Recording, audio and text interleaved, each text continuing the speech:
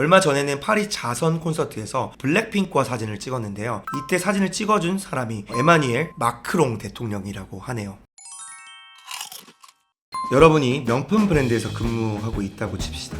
재직 이래로 가장 중요한 일을 맡았는데요. 새로운 수석 디자이너를 선택을 해야 합니다. 우선 이 브랜드에서 근무했던 디자이너들을 살펴보겠습니다. 길거리를 걸으며 3초에 한 번씩 보이는 일명 3초백을 만든 마크 제이콥스, 오프화이트를 창립했던 아프리카계 흑인 디자이너 버질 아블로. 하지만 버질 아블로가 심장암으로 갑작스럽게 사망하면서 여러분들의 CEO는 차세대 남성복 수석 디자이너를 구해오라고 하는데요. 여러분이라면 누구를 추천하시겠습니까?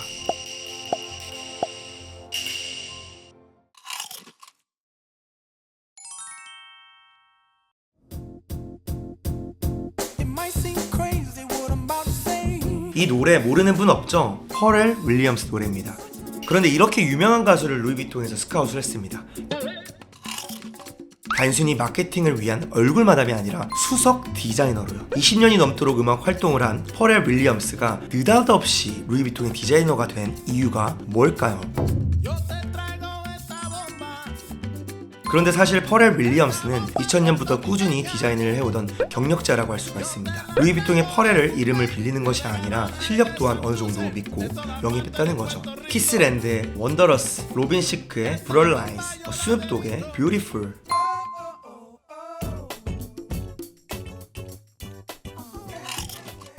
음악계의 거장이기도 하지만 퍼렐의 패션 아이콘이기도 합니다. 퍼렐 윌리엄스가 디자인한 제품 몇 가지 살펴보도록 할게요. 나이키 덩크아이 널드. 2004년 퍼렐의 널드라는 팀으로 Fly or Die라는 앨범을 냈었는데요. 그때 나이키와 콜라보를 하면서 출시한 제품입니다. 베이프의 CEO인 니고와 친분을 쌓게 되었을 때도 아예 브랜드를 런칭하기도 했었죠. 빌리언에어 보이즈 클럽이라는 스트리트 패션 브랜드입니다. 심지어 루이비통 수석 디자이너가 되기 전에 이미 콜라보를 한 적이 있는데요. 2005년 마크 제이콥스가 루이비통의 디자이너로 있었을 때 퍼렐에게 선글라스를 디자인해달라고 의뢰를 했습니다. 그렇게 탄생한 제품이 바로 밀리언에어 컬렉션이죠. 마크 제이콥스는 이 디자인이 꽤 마음에 들었는지 한 번 더 제안을 하게 됩니다. 르네상스 시대 배경을 디자인해 루이비통을 블라종 라인을 만들었습니다. 이외에 퍼렐은 몽클레어, 탱크 제어와 함께 공동 작업을 해왔는데요. 제품을 직접 디자인한 것 외에도 예술적인 측면의 아이디어를 제시를 하기도 했습니다. 그게 바로 심플 띵이었습니다. 2008년 무라카미 다카시와 공동으로 심플팅 프로젝트를 열었는데요. 퍼렐 윌리엄스의 애장품 7가지를 전시했습니다. 그 7가지 애장품은 다이아몬드로 만든 콜라캔, 존스앤존스의 베이비 로션,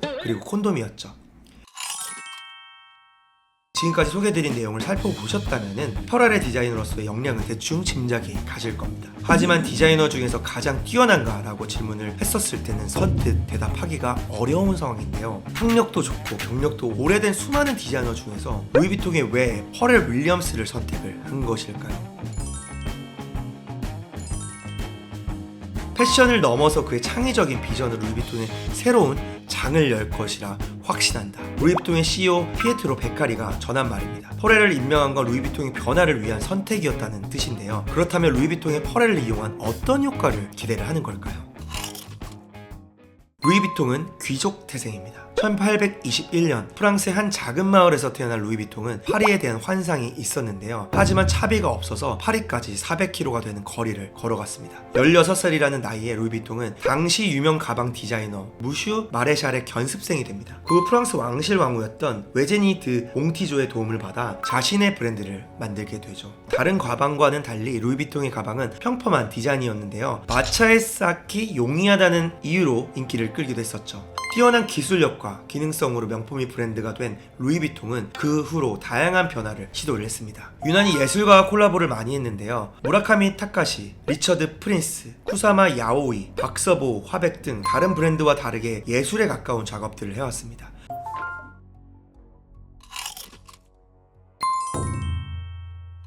저는 브랜드는 소비자의 관심을 좀 뺏어야 된다는 생각을 하거든요. 하지만 브랜드가 보여줄 수 있는 것들은 굉장히 제한적인 부분들이 많습니다. 그래서 아티스트와 콜라보를 통해서 자기 고객들에게 볼거리와 이 관심을 계속 끌어당기는 거죠. 그래서 브랜드는 뭔가 고객들에 대한 시간을 사고 이 시간 자체는 결국 구매로 이루어지는 것들이 사실 있기 때문에 이 콜라보를 주기적으로 하는 것들은 굉장히 중요하다고 생각이 들고요. 결국 중점적인 거는 고객이에요. 이 고객들이 과연 어떤 것들을 원할까? 한 가지만 고객들이 원하진 않거든요. 예를 들면 명품을 샀을 때 단순히 명품을 사는 것 이외에 그것의 이상에 준하는 가치를 사는 거죠.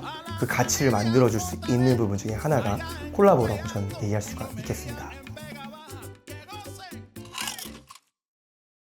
한국에서 이미지가 무너진 대표적인 브랜드가 있죠. 무스너클, 스톤 아일랜드, 바로 그런 건데요. 패션뿐만 아니라 모든 업계에서 주기적으로 위기가 찾아옵니다. 루이비통도 마찬가지였었습니다. 2010년 명품 수요가 꺾이던 위기 당시 클래식을 고집했던 보스파 명품들은 스트리트로 방향을 틀었습니다. 루이비통도 그 중에 하나였는데요. 슈프림과 콜라보를 하면서 흑인 디자이너인 버질 아블로를 브랜드 최초로 영입하는 등 파격적인 행보를 보였습니다. 슈프림을 비롯해 나이키와 콜라보를 하자 루이비통이 이런 걸 만들다니라는 반응이 터져나왔죠. 바로 이런 방법으로 루이비통은 기존 딱딱한 이미지를 탈피했습니다. 세대가 교체되면서 살아남기 위해서 변화를 시도하는 건 뷰티 브랜드뿐만 아닙니다. 산전수전을 다 겪을 때 약 170년 역사의 루이비통도 여전히 새로운 해결책을 찾고 있으니까요. 이번에는 퍼렐 윌리엄스의 수석 디자이너로 임명한 것도 그런 의미에서 루이비통의 돌파구라고 할 수가 있을 것 같습니다. 비록 루이비통의 팬들 일부는 정통 디자이너가 아닌 음악인을 영입해서 실망을 했지만 루이비통의 선택과 퍼렐 윌리엄스의 능력을 기대해 보아도 좋을 것 같습니다. 오늘은 다재다능한 퍼렐 윌리엄스와 루이비통의 과감한 선택을 알아보았고요. 다음 영상은 또 다른 다양한 이야기거리로 찾아뵙도록 하겠습니다. 박진호의 더 컴퍼니였고요. 제 영상이 마음에 드셨다면 구독, 좋아요, 알람 설정 부탁드립니다. 감사합니다.